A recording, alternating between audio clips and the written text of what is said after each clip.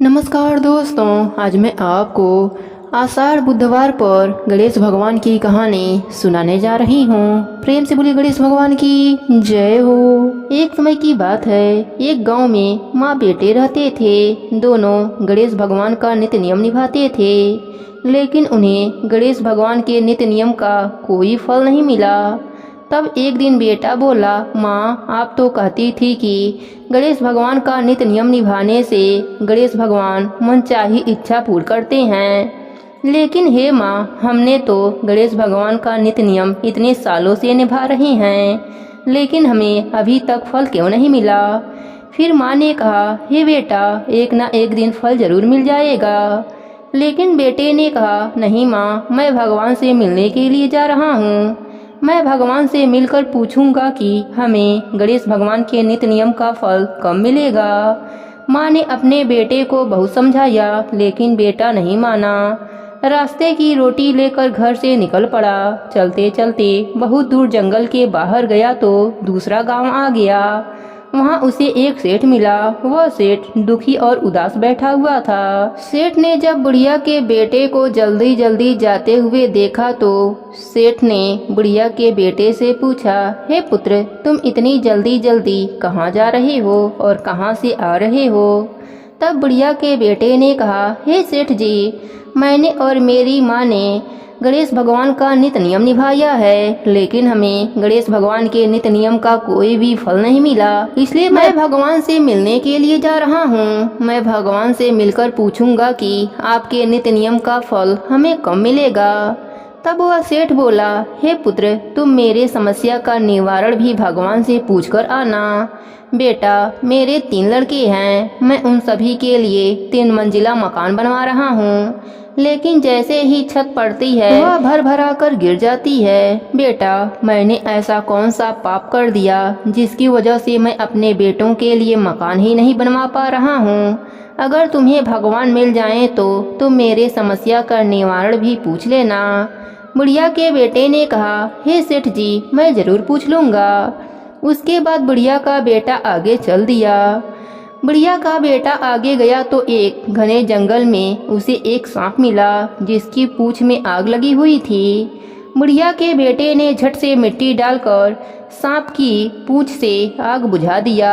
आग बुझते ही सांप क्रोधित हो गया और फन फैलाकर बैठ गया और बुढ़िया के बेटे से बोला, अरे अब मैं तुझे खाऊंगा। लड़का बोला, भलाई का जमाना ही नहीं है, मैंने तो तुम्हारी पूंछ में से आग बुझाई और तुम मुझे ही खाना चाहते हो। तब सर्प बोला कि मैं 100 साल का बुजुर्ग बूढ़ा बीमार सर्प हूँ, मैं रेंग भी नहीं सकता हूँ, ना ही मैं अपना पेट भरने के लिए शिकार ही कर सकता हूँ। मैं खुद ही मरने के लिए आग लगाई थी ताकि मुझे मुक्ति मिल सके, लेकिन तुमने मुझे बचा करके अच्छा नहीं किया। तब बुढ़िया का बेटा बोला, हे सर्प देवता मैं भगवान से मिलने के लिए जा रहा हूँ। जब मैं भगवान से मिलकर वापस आ जाऊँ तो तुम मुझे खा जाना। तब सर्प ने कहा कि अगर तुम भगवान से मिलने के लिए जा रहे हो तो मेरे दुख का निवारण भी पूछकर आना। तुम भगवान से पूछना कि मेरी मृत्यु कब होगी, मुझे कब मुक्ति मिलेगी। तब बुढ़िया के बेटे ने सर्प से कहा, हे सर्प देवता मैं आपके दुख का निवारण भी भगवान से पूछ लूँगा। उसके बाद बुढ़िया का बेटा आगे चल दिया। आगे जाने पर उसे एक विशाल नदी मिली। जैसे ही बुढ़िया के बेटे ने नदी पार करने के लिए नदी में छलांग लगाई, वह नदी में तैरने लगा। उसी समय एक मगरमच्छ ने उसकी टांग पकड़ ली और मगरमच्छ बोला, मैं तुम्हें खाऊंगा। बुढ़िया के बेटे ने कहा, हे मगरमच्छ भाई आप मुझे मत खाइए, मैं भगवान से मिलने के लिए जा रहा हूँ। जब मैं भगवान से मिलकर आ जाऊँ तो आप मुझे खा जाना। तब मगरमच्छ ने कहा, मैं तुम्हें एक शर्त पर छोड़ सकता हूँ, अगर तुम मेरे दुख का निवारण भी भगवान से पूछकर आओ तो मैं तुम्हें नहीं खाऊंगा। बुढ़िया के बेटे ने कहा, अगर मुझे भगवान मिल गए तो मैं तुम्हारे दुख का निवारण भी पूछ लूँगा। तब मगरमच्छ ने कहा कि मैं जल में रहता हूँ, जल में खाता हूँ, फिर भी मेरा गला हमेशा जलता रहता है, मेरे गले में हमेशा जलन रहती है, मेरी प्यास कभी भी नहीं मिटती। तब बुढ़िया का बेटा बोला कि मैं भगवान से आपके दुख का निवारण भी पूछ लूँगा। इस तरह वह आगे चल दिया।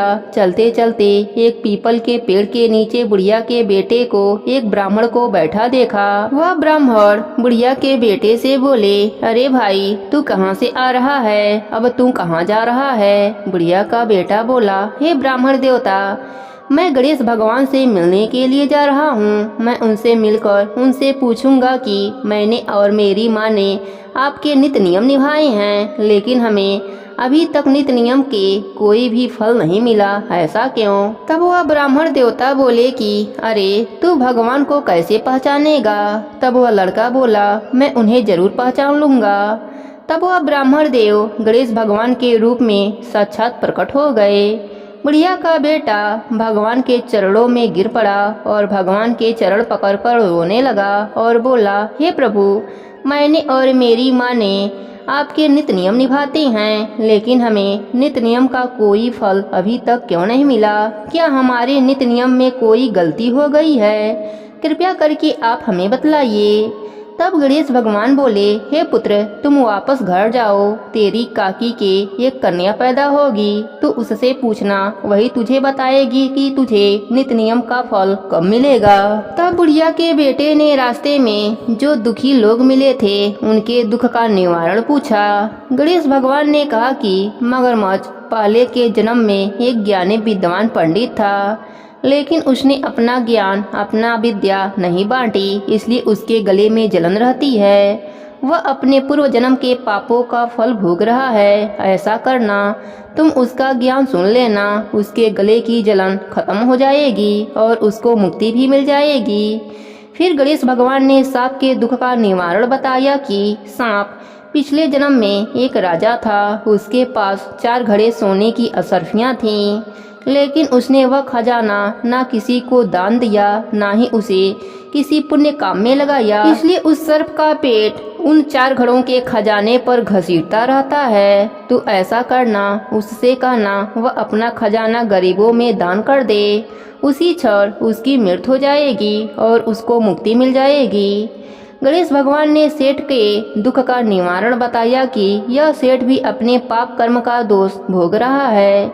इस सेठ का एक छोटा भाई है और उसके एक जवान लड़की है और सेठ के 3 लड़के हैं। सेठ के पास धन दौलत की कोई भी कमी नहीं है, जबकि उसके छोटे भाई के पास लड़की का ब्याह करने के लिए पैसे तक नहीं है। जब छोटे भाई की लड़की उस हवेली को देखती है तो खूब सिसक सिसक कर रोती है कि मेरे पिताजी के पास पैसे होते तो वह मेरा ब्याह कर देते।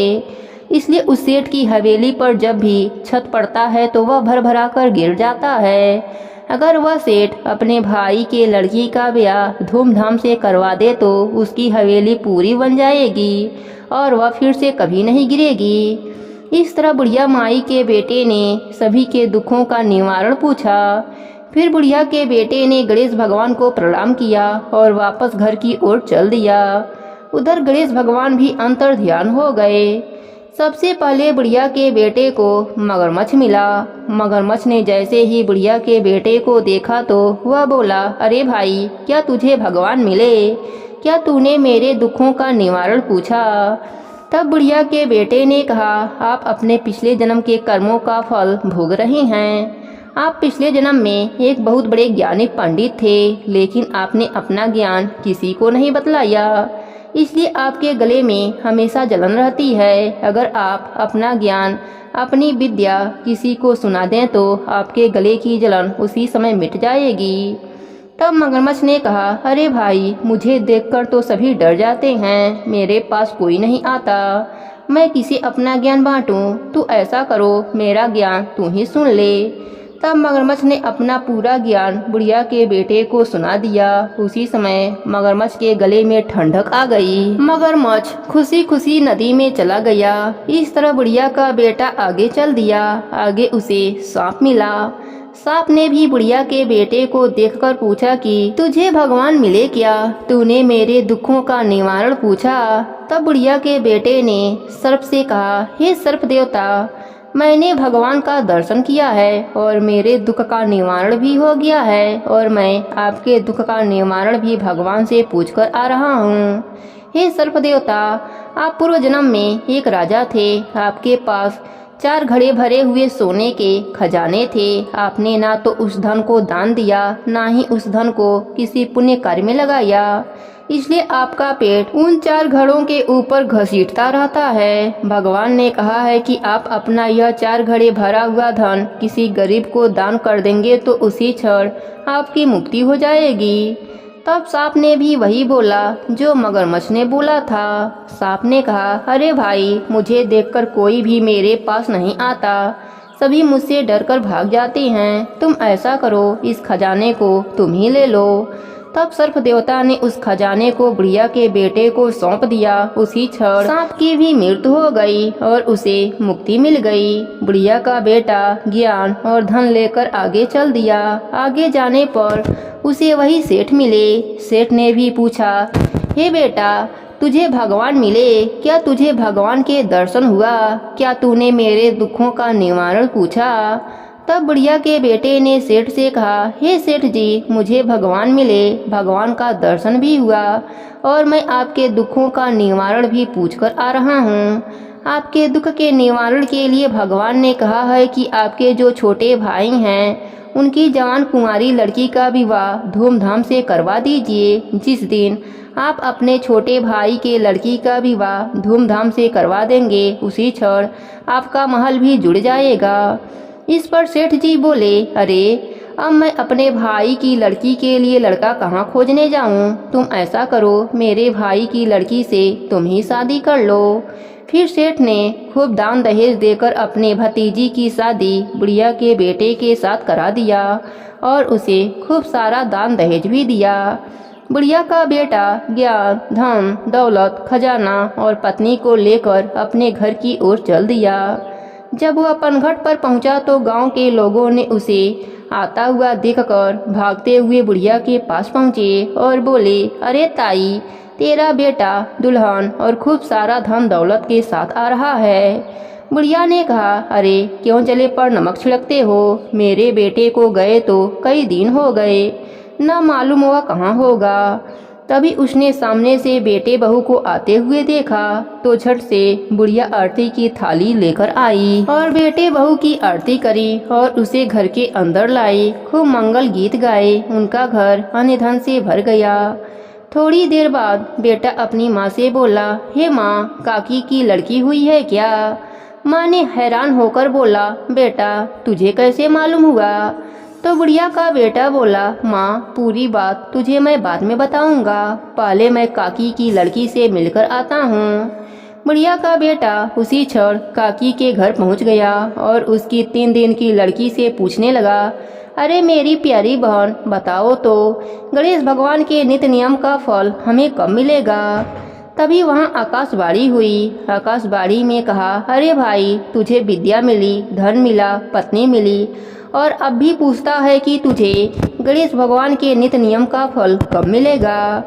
बुढ़िया माई का बेटा मंद मंद मुस्कुराने लगा और वह अपने बहन और काकी से मिलकर वापस अपने घर आ गया। घर आकर उसने अपने माँ को पूरी बात बताई। सभी लोग गणेश भगवान का जयकारा लगाने लगे। हे गणेश जी महाराज, जैसा फल आपने बुढ़िया के बेटे को दिया वैसा ही फल सबको देना। कहानी कहने वाले को, सुनने वाले को और हुंकारा भरने वालों को भी। कथा अधूरी हो तो पूरी करना, पूरी हो तो मान रखना। प्रेम से बोलिए गणेश भगवान की जय हो, भोलेनाथ की जय हो, पार्वती माता की जय हो।